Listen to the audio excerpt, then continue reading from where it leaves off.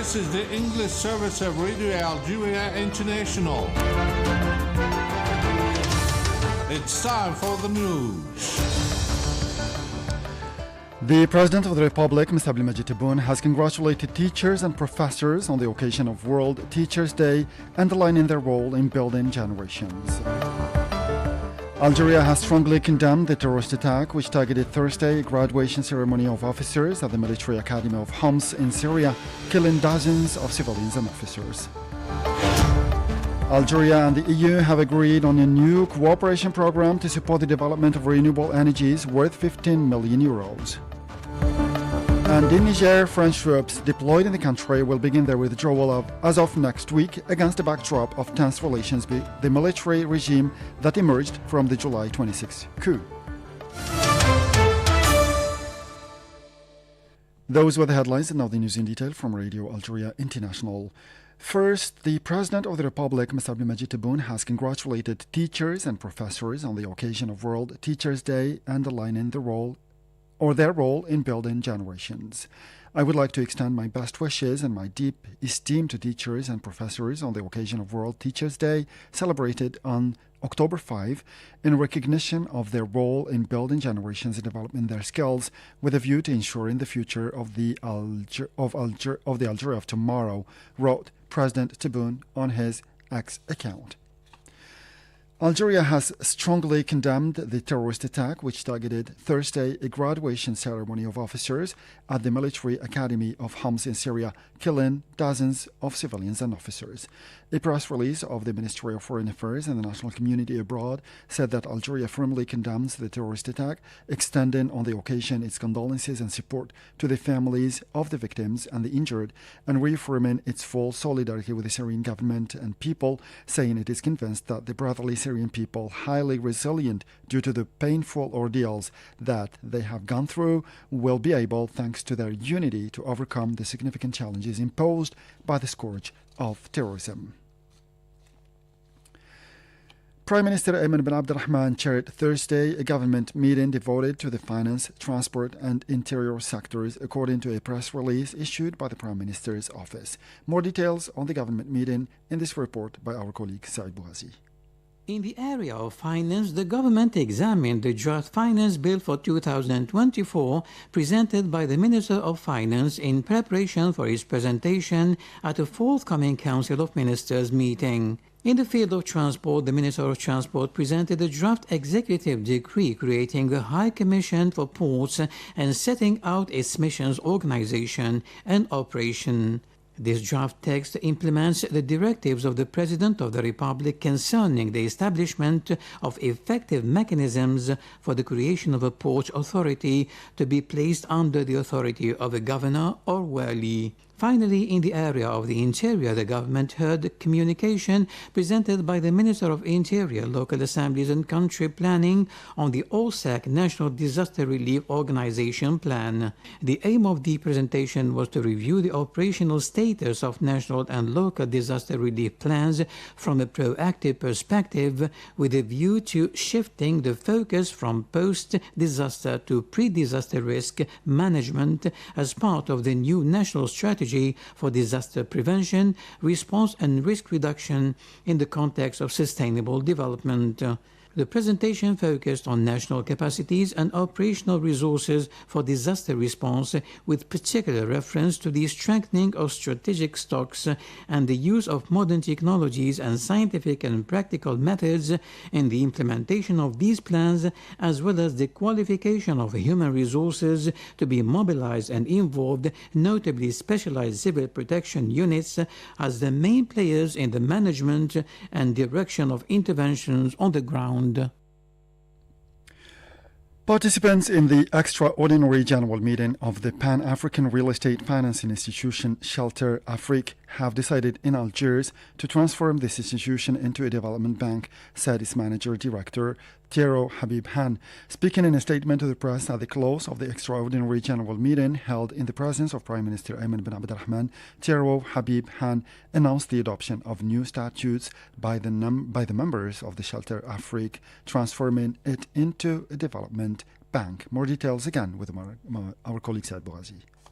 مشروع تصنيع المركبات لعلامة فيات الذي يتم تسديده بولاية وهران، حيث يعرف تقدما معتبرا، وإن شاء الله السيارة الأولى ستكون منتجة في شهر ديسمبر 2023. وتعمل مصالح وزارة الصناعة والإنتاج الصيدلاني جاهدة على تجديد هذا المشروع والمتابعة في تجديده، كما تسعى إلى جلب مصنعين آخرين بمبلغ $2,600,000,000. من هنا لآخر السنة فيهم 24 مؤسسة اللي طالبت باش تستورد السيارات، باش تستورد دراجات، حوالي 180,223 بمبلغ $1,900,000,000 من هنا لآخر السنة.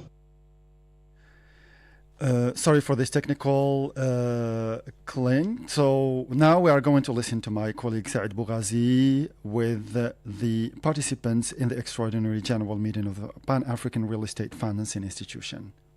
The managing director of Shelter Afrique, Tierno Habib Han, said that Shelter Afrique has changed its name to Shelter Afrique Development Bank.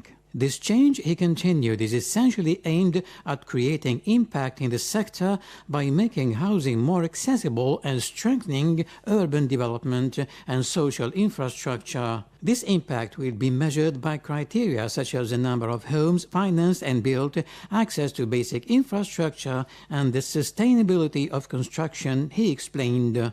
He added that the new statutes will also give the development bank a preferential position with creditors in the housing sector on an equal footing with international financial institutions. This development will also enable the mobilization of funds for resilient housing projects in the face of climate change, initiatives in favor of women working in the construction sector, as well as the financing of SMEs and trade in the real estate sector, according to Mr. Han. To diversify its offerings, the Shelter Afrique Development Bank plans to develop Islamic finance products. It also plans to support basic infrastructure projects in the context of urban development.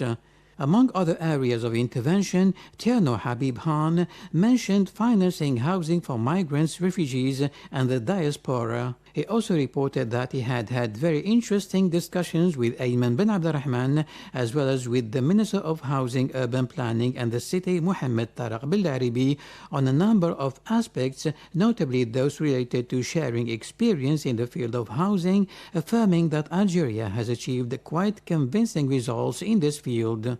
During these exchanges, the two parties agreed to work on a memorandum of understanding to raise funds in the Algerian local market to enable Shelter Afrique to finance the sector. Concerning the creation of a Shelter Afrique regional office based in Algeria for North African and Sahelian countries, Tierno Habib Han indicated that this topic had been raised in discussions with the Prime Minister, noting that technical teams from his institution would be available to discuss the details of Algeria's offer.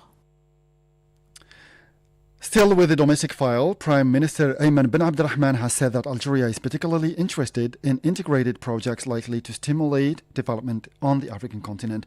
In a speech delivered at the extraordinary general meeting of the Pan-African Real Estate Financing Institution, Shelter Afrique, Ayman bin Abdurrahman highlighted Algeria's role in a number of continental projects likely to contribute to African development, including the African Unity Road, the Trans-Saharan Fiber Optic Backbone, and the Tindouf-Zouérate Road.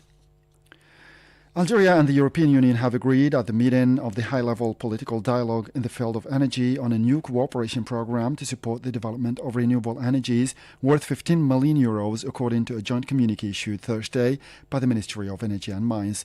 This cooperation program, based on the very positive results of the Taqa Nafida Clean Energy project, was announced at the end of the fifth meeting held in Brussels on Thursday under the presidency of the Commissioner for Energy of the European Union Commission, Kadri Simpson. Algeria has been and continues to be an important and reliable energy supplier to the EU. Algeria has been a key partner for our gas security of supply last year.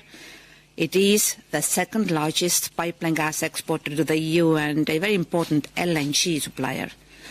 We discussed today the changing gas market situation and the short and medium-term Algeria is a strategic partner for the EU.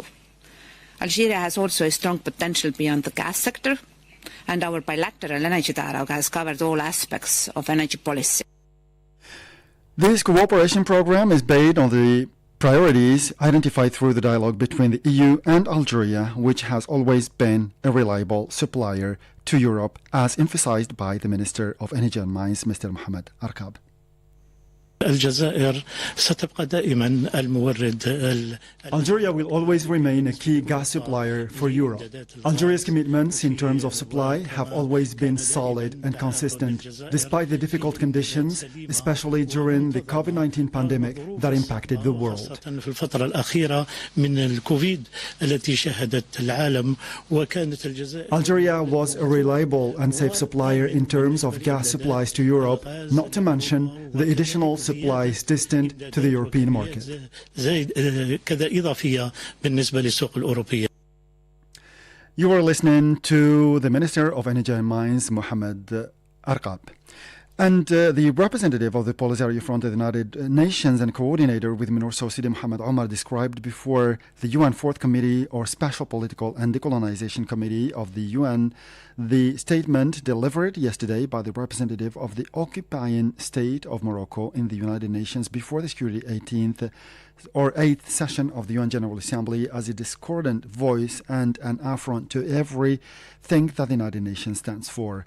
The Sahrawi diplomat also stressed that the statement of the representative of the occupying state is an insult to the intelligence of member states because of the blatant lies and distortions that it contains regarding the question of Western Sahara, which has been on the agenda of the United Nations General Assembly and its subsidiary bodies since 1963